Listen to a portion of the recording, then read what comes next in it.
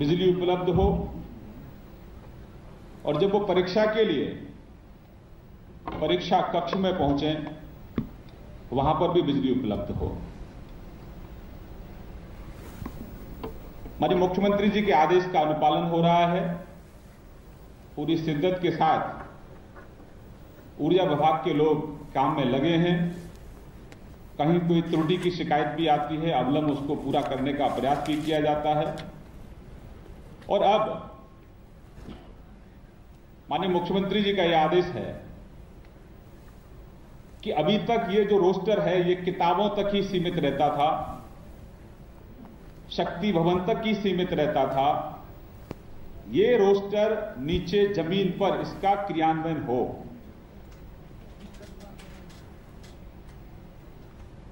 क्योंकि पूर्ववर्ती सरकारों ने भी इस तरह के रोस्टर जारी किए थे। पिछली सरकार में जो मुख्यमंत्री रहे अखिलेश यादव जी, उन्होंने भी ट्वीट करके कहा कि ये नया क्या कर रहे हैं, ये तो हमने ही पहले कर दिया था। हम उनको इतना बताना चाहते हैं कि आपने जो आदेश जारी किए थे वो सिर्फ किताबों तक सीमित थे, वो सिर्फ शक्ति भवन तक ही सीमित थे और वो सिर्फ जो मुख्यमंत्री जी आवास पर और मुख्यमंत्री कार्यालय तक सीमित थे या उनके जो वीआईपी, उनके जो सहयोगी लोग थे उन तक सीमित थे। जनता तक उनके रोस्टर का क्रियान्वयन नहीं हो रहा था। क्योंकि इस सरकार की प्राथमिकता गांव का गरीब है। इस सरकार का जो वीआईपी है वो गांव में रहने वाला गरीब है। तो माननीय मुख्यमंत्री जी ने हमारा जो वीआईपी है गांव का गरीब किसान, उसकी चिंता करते हुए ये सुनिश्चित किया है कि जो रोस्टर है इसका क्रियान्वयन हो और इसमें कहीं कोई कोताही अगर बरती गई तो सभी एमडीज को आदेश दिए गए हैं, नीचे तक आदेश जारी किए गए हैं, इसमें कोई कोताही ना हो, कोई शिकायत ना मिले। टेक्निकल कोई फॉल्ट है तो समय रहते उसको पूरा किया जाए। अगर कहीं ज्यादा शिकायतें आई और टेक्निकल फॉल्ट नहीं है, लापरवाही है, तो अधिकारियों के खिलाफ कार्रवाई होगी।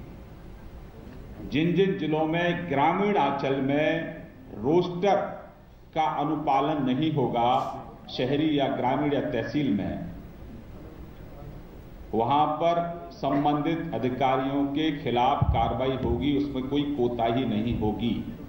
ये माननीय मुख्यमंत्री जी ने सुनिश्चित किया है।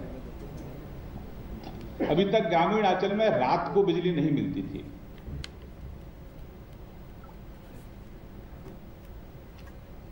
हमेशा से ग्रामीण अंचल की उपेक्षा होती रहती थी। तो जो नरेंद्र भाई मोदी जी का सपना है, उस सपने को साकार करने के लिए आदित्यनाथ योगी जी पूरी तरह से संकल्पबद्ध हैं। और इसमें यह भी हमारा संकल्प है कि 2018 तक, अक्टूबर 2018 तक, यानी कि 19 से पहले पहले 24 घंटे बिजली उपलब्ध हो, उसके लिए भी युद्ध स्तर पर हम लोग काम कर रहे हैं। दूसरा एक और अहम फैसला आदित्यनाथ योगी जी की सरकार ने लिया है और केंद्र में नरेंद्र भाई मोदी जी की सरकार और उत्तर प्रदेश में आदित्यनाथ योगी जी की सरकार किसानों के प्रति समर्पित है। अभी तक जो ट्यूबवेल हैं किसानों के, नलकूप हैं, वहां पर अगर कोई ट्रांसफार्मर जलता था या फूकता था तो जो पूर्ववर्ती सरकारों का रोस्टर है 72 घंटे में उसको बदला जाता था। उत्तर प्रदेश की सरकार ने यह सुनिश्चित किया है कि किसानों के नलकूपों पर ट्रांसफार्मर अगर खराब होता है तो उसको 48 घंटे में बदला जाएगा। पहले किसान ही अपने ट्रांसफार्मर को अपने निजी वाहन के द्वारा बैलगाड़ी या भैंसा बुग्गी के माध्यम से या फिर ट्रैक्टर के माध्यम से लेकर आता था। अब यह सुनिश्चित किया जा रहा है कि जैसे ही शिकायत मिलेगी तुरंत बिजली विभाग के लोग जाएंगे, ट्यूबवेल पर जाएंगे, ट्रांसफार्मर को लोड करके लाएंगे और वहां दूसरे ट्रांसफार्मर की व्यवस्था करेंगे। तो एक बहुत बड़ा फैसला किसानों के हित में आदरणीय आदित्यनाथ योगी जी की सरकार ने लिया है। 24 घंटे के अंदर शहरी क्षेत्रों में अगर कोई ट्रांसफार्मर क्षतिग्रस्त होता है तो उसका बदलने का प्रावधान है, और ग्रामीण क्षेत्रों में जैसे मैंने जिक्र किया 48 घंटे में वह ट्रांसफार्मर बदला जाएगा। ये ऊर्जा विभाग के लोग सुनिश्चित करेंगे। इसमें भी माननीय मुख्यमंत्री जी की सख्त हिदायतें, इस पर भी लापरवाही ना बरती जाए। इसमें भी अगर कहीं लापरवाही बरती जाएगी तो संबंधित अधिकारियों के खिलाफ कड़ी कार्रवाई की जाएगी। साथ ही साथ माननीय मुख्यमंत्री जी ने इसमें यह भी जिक्र किया है कि ऊर्जा विभाग के लोग अब गांव में दिखने चाहिए, खेतों पर घूमते हुए दिखने चाहिए। अगर कहीं कोई समस्या आने वाली है पूर्व में तो उसका समाधान कैसे हो यह भी सुनिश्चित किया जाए, इसका भी माननीय मुख्यमंत्री जी ने उल्लेख किया है। तीसरा एक और बड़ा फैसला माननीय मुख्यमंत्री जी ने किया है, जिसका कि हमने जिक्र पिछली कैबिनेट की ब्रीफिंग में आप लोगों के सामने किया था। इस बार आलू की फसल बहुत अच्छी हुई, लेकिन किसानों को आलू का उचित मूल्य नहीं मिला। अगर पूर्ववर्ती सरकार प्रोएक्टिव होती, थोड़ा संज्ञान लेती, तो आलू किसानों को दिक्कत नहीं आती। हमारी सरकार ने एक मंत्री समूह का गठन किया था और उस मंत्री समूह की जो संस्तुति है,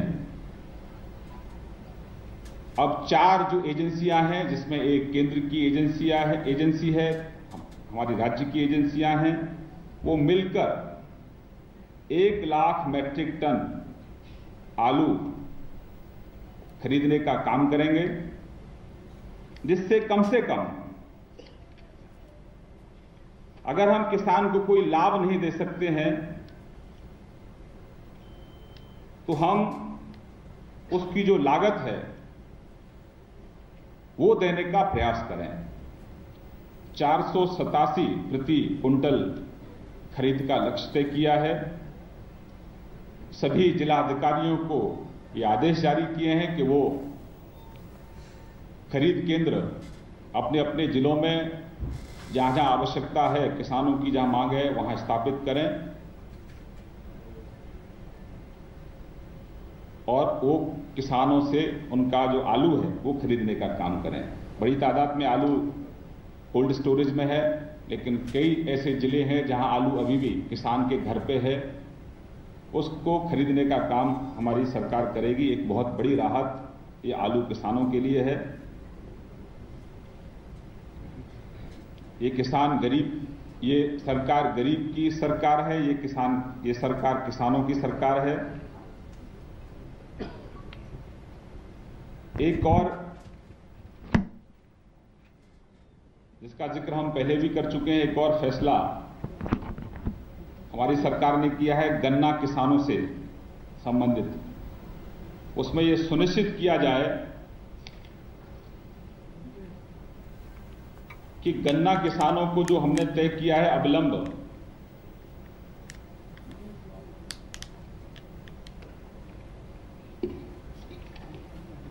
जो पूर्व का भुगतान है वो 120 दिन के अंदर हो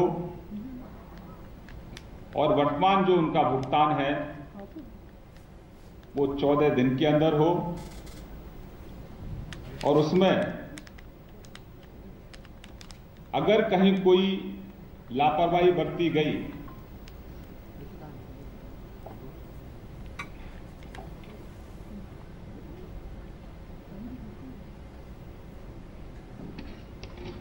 तो उनके खिलाफ कानूनी कार्रवाई भी की जाएगी।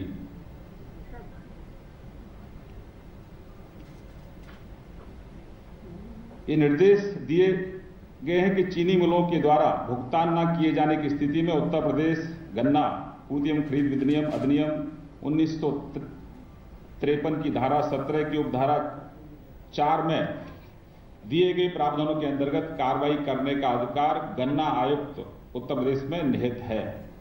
तो ये भी आगाह किया गया है कि वो उनका जो बकाया है वो अविलंब दिया जाए और इस सत्र का जो अभी तक के जो परिणाम है बहुत उत्साह वाले हैं और जहां जहां कमी है हमारे माननीय मंत्री जी हमारे सब विभाग के लोग सक्रिय हैं कि गन्ना किसानों को उनका बकाया समय पर मिले।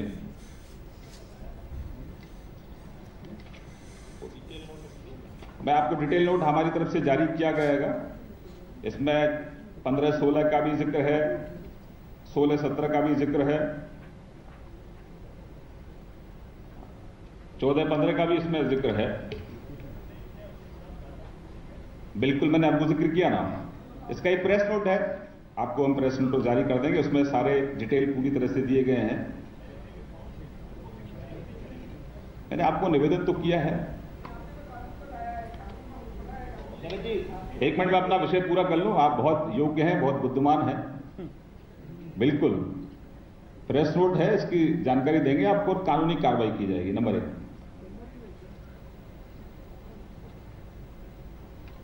इसमें सुनिश्चित कर रही है सरकार कि किसानों के हितों पर कुठाराघात ना हो, उनके अधिकारों का संरक्षण सरकार कर रही है। और मैं आपको बकाये की जानकारी दे दूं,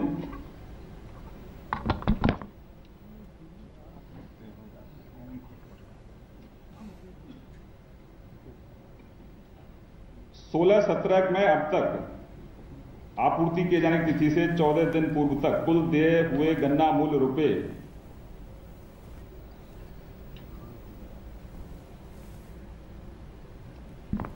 सापेक्ष में कृषकों को मतलब टोटल अगर आप देखें तो 4,303 बकाया है, जिसकी हम अगर प्रतिशत में देखें तो जो भुगतान हुआ है वो 81% भुगतान हो चुका है। ये तीनों चारों साल का है।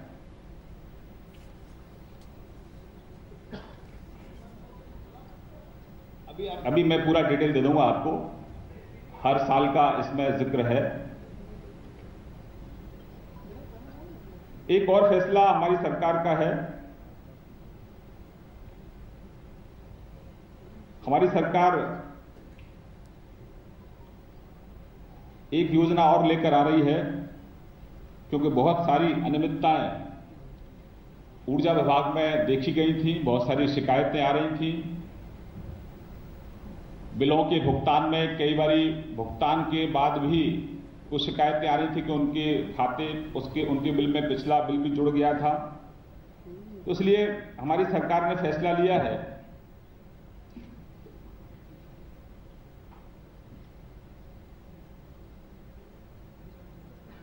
प्रदेश के सभी ग्रामीण एवं शहरी निम्न एवं मध्यम घरेलू कमर्शियल, उसमें एक हम योजना लेकर आ रहे हैं कि जो भी सरचार्ज है वो हम उनका माफ करेंगे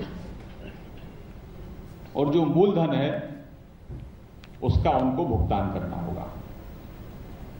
बिजली में उसमें एक राहत और हम किसानों को दे रहे हैं कि जिन किसानों का 10,000 से ज्यादा का बकाया है वो है 1 साल के अंदर बकाया राशि 4 किस्तों में जमा करा सकते हैं। एक तो उनका सरचार्ज माफ हुआ है, दूसरा एक राहत उनको यह भी है कि 10,000 से ऊपर का अगर बिल है तो उसका भुगतान, जो 10,000 के ऊपर की जो राशि है उसका भुगतान वो आसान किस्तों पे कर सकते हैं। 4 किस्तें उसमें सुनिश्चित की गई हैं। तो एक बहुत बड़ा फैसला, मैं माननीय मुख्यमंत्री जी को बहुत बधाई देना चाहता हूं कि उन्होंने ये फैसला लिया है। इससे हमारे किसानों को, गांव में रहने वाले लोगों को, शहरी उपभोक्ताओं को और जो इसमें स्मॉल स्केल इंडस्ट्रीज हैं उनको भी इसका बहुत लाभ मिलेगा। तो हम अपने विभाग की तरफ से माननीय मुख्यमंत्री जी का खूब अभिनंदन कर रहे हैं, उनका खूब हम स्वागत कर रहे हैं। बाकी जो अन्य जानकारी है तो मैं अपने वरिष्ठ सहयोगी आदरणीय सिद्धार्थ जी को आमंत्रित करूंगा, लेकिन उससे पहले एक और फैसला है हमारे जो बिजली विभाग का है कि 14 अप्रैल को एक अभियान है, एक मिशन चल रहा है, पावर फॉर ऑल। देश के प्रधानमंत्री जी का और माननीय मुख्यमंत्री जी का एक मिशन है कि पावर फॉर ऑल, सबको बिजली मिले। अभी तक कुछ कारणों से उत्तर प्रदेश की सरकार ने वो करार केंद्र सरकार के साथ नहीं किया था। हमारी सरकार ने सुनिश्चित किया था कि सबसे पहले हम ये करार केंद्र के साथ करेंगे। तो 14 अप्रैल को 5:30 बजे केंद्रीय मंत्री श्री पीयूष गोयल जी यहां पर आएंगे और माननीय मुख्यमंत्री जी के द्वारा उनकी उपस्थिति, गर्मा में उपस्थिति में ये करार होगा। और इस करार में यह भी सुनिश्चित है कि 2019 से पहले उत्तर प्रदेश के हर गांव में रोशनी पहुंचे, क्योंकि हम पूर्व के घटनाओं का जिक्र नहीं करना चाहते। जब कोई रात्रि में जब हम लोग प्रवास करते थे तो जैसे ही कहीं अंधेरा हुआ, सूरज छुपने के बाद जब अंधेरा शुरू हो जाता था, लोगों को लगता था कि हम उत्तर प्रदेश में आ गए।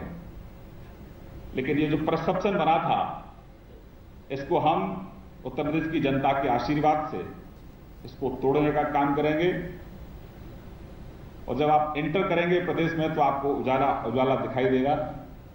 इस तरह का एक ये हमारा अभियान है, अनुमोदन हुआ है। तो ये फैसले हमारी सरकार ने लिया है। तो 14 तारीख को इसका अनुमोदन होगा। अनुमोदन आज किया है, 14 तारीख को ये करार होगा। हाँ, इस पर हस्ताक्षर होंगे। आपके 1 मिनट प्रेस पूरी हो जाए उसके बाद बिल्कुल एक बार प्रेस पूरी हो जाए उसके बाद सवाल पूछिए। मैं आग्रह करूंगा अपने सहयोगी सिद्धार्थ जी से कि वो अन्य जो फैसले हमारी सरकार ने की उसकी जानकारी आपको। क्षमा चाहता हूं कि आज हम लोगों के कारण आप लोगों को ज़्यादा वेट करना पड़ा, मगर 5 साल से आप लोग वेट ही कर रहे थे। उत्तर प्रदेश की जनता, कुछ निर्णय नहीं हो रहे थे। तो आज प्रयास किया गया है कि दूसरी कैबिनेट बैठक के अंदर कुछ निर्णय कर लें जो कि उत्तर प्रदेश की जनता को उसका फायदा मिले। मगर जब भी हम क्षमा मांगते हैं आप लोगों को इंतजार करवाने के लिए। शरद, चलिए आप समय देंगे तो वो भी करके दिखाएंगे। निर्णय तो शुरू किए हमने। ये भी हम लोग ने देखा है कि सरकारें जो होती हैं,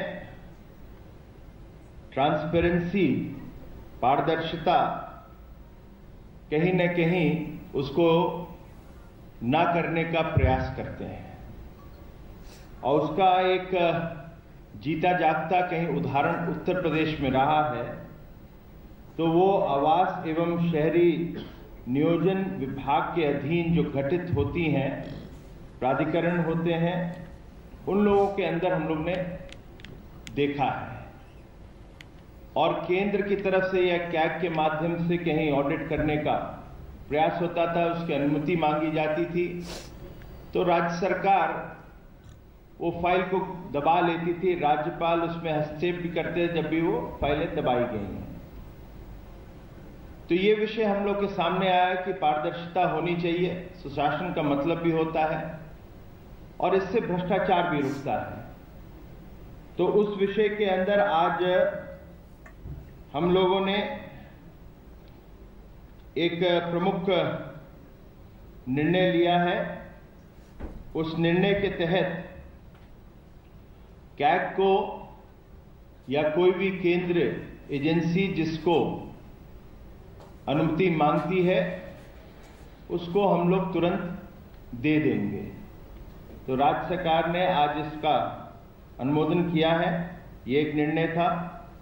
जानकारी इसकी डिटेल में क्या उसमें करेंगे वो आप लोगों को एक नोट दिया जाएगा, जिससे आपको उसके बारे में पूरी डिटेल मिल जाएगी। क्योंकि इसमें कुछ चेंजेस करने पड़ते हैं, क्योंकि स्टैंप ड्यूटी का इसमें कलेक्शन होता है, उसको देखते हुए क्या सरकार कर सकती है नहीं कर सकती। तो ये कुछ डिटेल्स हैं टेक्निकल, उसको आप इंतजार करिए भाई साहब।